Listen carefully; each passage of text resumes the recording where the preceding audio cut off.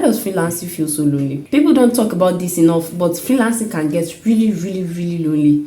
You might be making money, getting clients, and still feel off, like something is missing. If you ever felt like that, you're not alone. Today I'm sharing 5 things that have helped me deal with that quiet envy feeling of loneliness as a freelancer who doesn't like to go out and is also an introvert. Woof, what a combination. I am Deborah, your freelance graphics design bestie, sharing my experiences and helping designers better themselves in their dream career. First things first, I want you to know that I'm naturally introverted, so I didn't think I need a online community, but the day I joined a group of creatives, everything changed. The first thing is for you to find an online community. We would rant, laugh, and help each other out with client issues, and honestly, it made such a big difference. I joined design and business groups on Telegram, Facebook, WhatsApp. I also started commenting more on other creators' posts. I also found people to vent to. We celebrate small wins and brainstorm ideas. So even if it is just a small Facebook group, and they might not even be maybe graphics designer per se, they can be freelance social media manager or just freelancers in general. We find people who understand the freelance life. Sometimes just saying a client stressed me today and getting those Me Too replies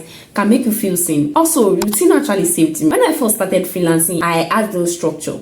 I wake up at random times, I eat anything, work late into the night, and repeat. I thought I was enjoying my life, enjoying my new freedom, but honestly, I was just scattered. The day I created a proper routine, wake up, shower, pray, get dressed, even if I'm not going out, or sometimes I don't do that, I split that anyway. I realized that when I had proper routine in place, things begin to change. I wrote down like a list of activities I needed to do, attach timeline to it. You know the way you create timetable in school? In short, that's it. Create a routine for yourself. It helps well as a freelancer. So I set clear working hours, I created a closing time, I gave my brain a schedule, and routine helped me separate work from rest. Even though I work from home, I don't feel sucking anymore. I don't follow routine sometimes, but having that in place changed the whole game. Also, I took my work outside, which is another game changer. I started working outside, so sometimes just to be around, not just the ones on my screen. So it doesn't have to be fancy. It could be a cafe, a friend's house, or a small quiet corner to sit at, just to change the environment. You know, seeing people, hearing the noise, feeling fresh air, it reminds you that there's life beyond your room. If your space is starting to feel like a cage, try working somewhere new. And if you struggle with creative block, it might not be you, it might actually be your environment. Also, if you are looking for other ways to overcome creative blocks, you can check this video out. If these tips are helpful so far, don't forget to hit the subscribe button and turn on notifications. I share weekly content on freelancing, building a freelance career, and you don't want to miss it. The first thing I did was I gave myself permission to rest. So there is a lot of pressure to be productive all the time, especially when you work for yourself